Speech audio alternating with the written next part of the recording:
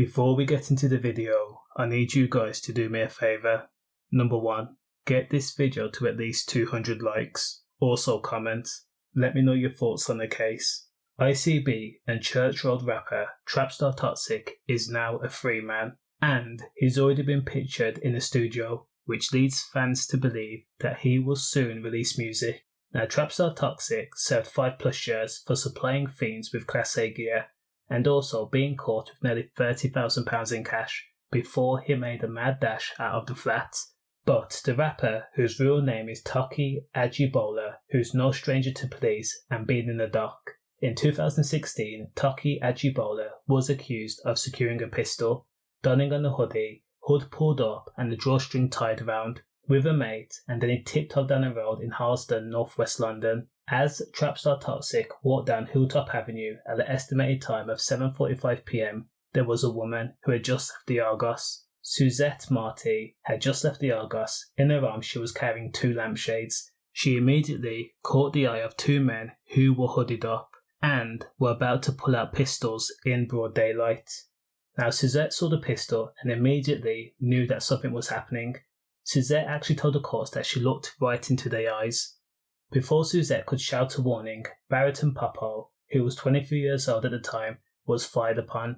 Once, twice, 3 times, 4, 5, 6 times. Suzette was also struck in the knee. So, as for Barrington, who was from St. Lucia and worked at a hospital, was said to be set upon in the case of a mistaken identity.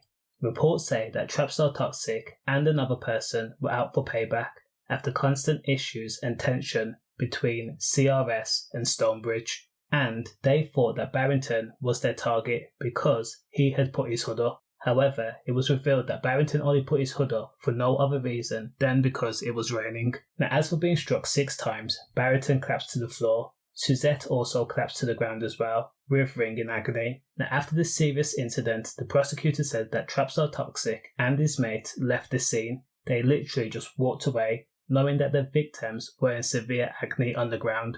Allegedly, Trapstar Toxic then got into a green Mazda and then was driven away, or he drove away. The prosecution couldn't establish which one. Of course, Trapstar Toxic was arrested a few days later on suspicion of attempted M. The police took his phone and determined that Trapstar Toxic was in the area at the day of the incident, which cell towers proved it, even though Trapstar Toxic refuted it.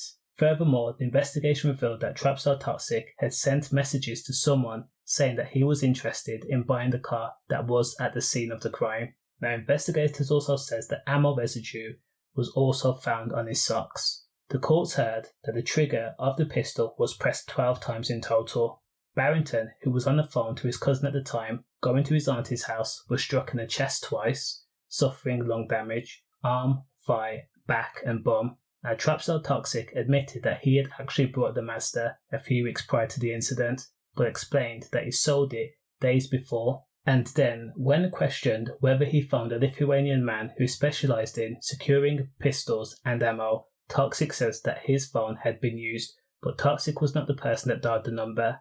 He had given his phone to someone else, and he had no involvement in that call at all. Now, even though the prosecution says that there was multiple people involved in the incident, Toxic Trapstar was the only one that was detained, and the only one that was brought on trial. Now, following a 3-week trial at the Old Bailey, Trapstar Toxic beat 2 counts of attempted M on the 4th of October, and that was all thanks to his solicitor, Mr. James Scolney, QC. Stay safe, safe.